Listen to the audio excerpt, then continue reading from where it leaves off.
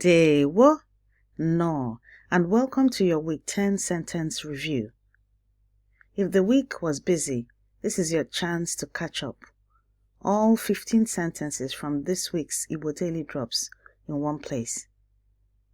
Our mission is simple, to raise 10,000 next generation Igbo speakers.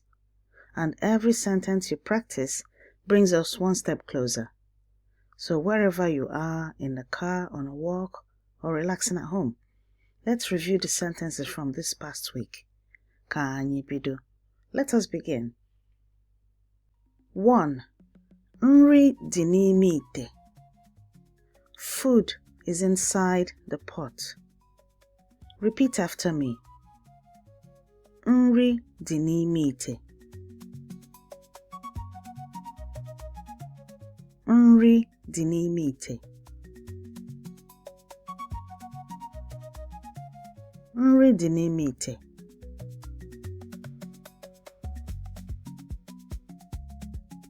Number 2. Anyị nọ n'ime moto. We are inside the car.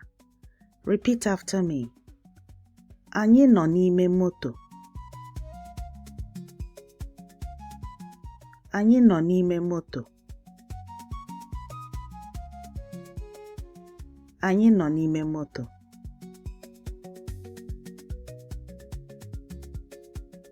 Number 3. Biko, banye n'ime. Please come inside. Repeat after me. Biko, banye n'ime. Biko, banye n'ime. Biko, banye n'ime.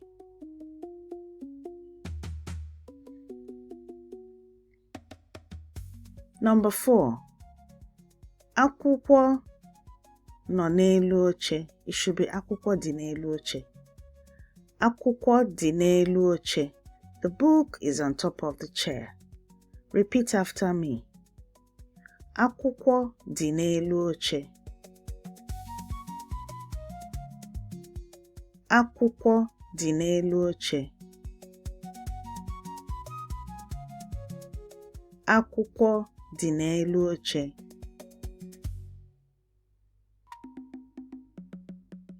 Number 5. Okpu dị n'elu isi. The hat is on top of the head. Repeat after me. Okpu dị n'elu isi. Okpu dị n'elu isi. Okpu dị n'elu isi.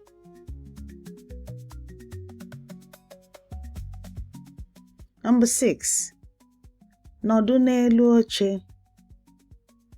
Sit on the chair. Repeat after me.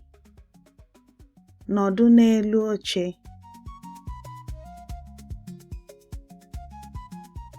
Nọdụ n'elu oche. Nọdụ n'elu oche. Number 7. Ego dị n'okpuru oche. Money is under the chair. Repeat after me. Ego dị n'okpuru oche. Ego dị n'okpuru oche. Ego dị n'okpuru oche.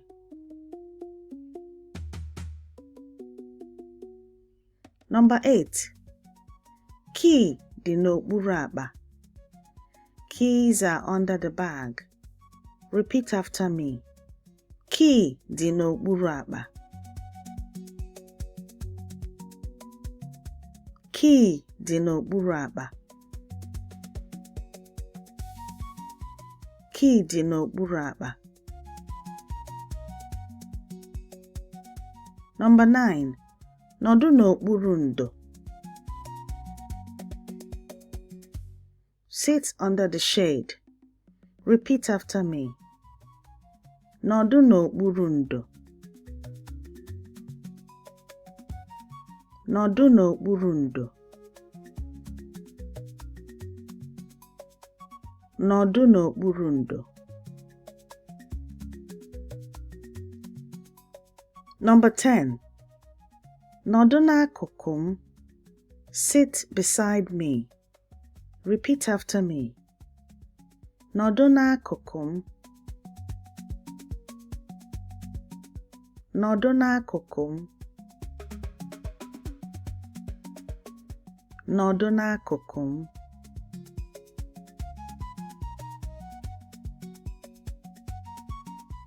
Number 11.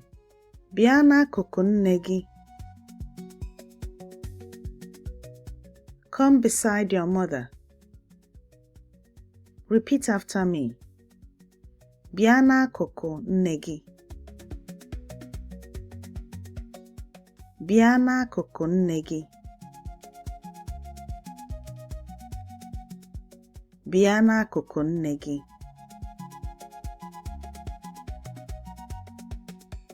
Number 12. Anyị nọ n'akụkụ ahịa. We are beside the market.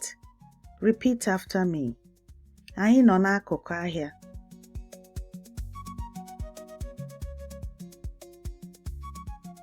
Anyị nọ n'akụkụ ahịa.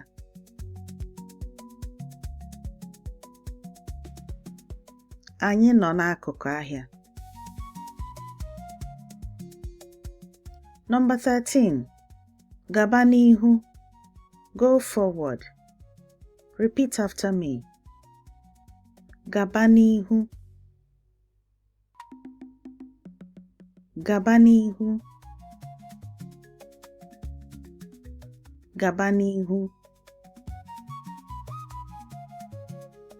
Number 14. Anọ m n'ihu ụlọ. I am in front of the house. Repeat after me. Anọ m n'ihu ụlọ. Anọ m n'ihu ụlọ. Anọ m n'ihu ụlọ.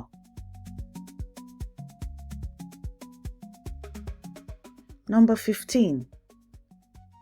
Kedu onye nọ n'ihu gị? Who is in front of you? Repeat after me. Kedu onye nọ n'ihu gị? Kedu onye nọ n'ihu gị? Kedu onye nọ n'ihu gị?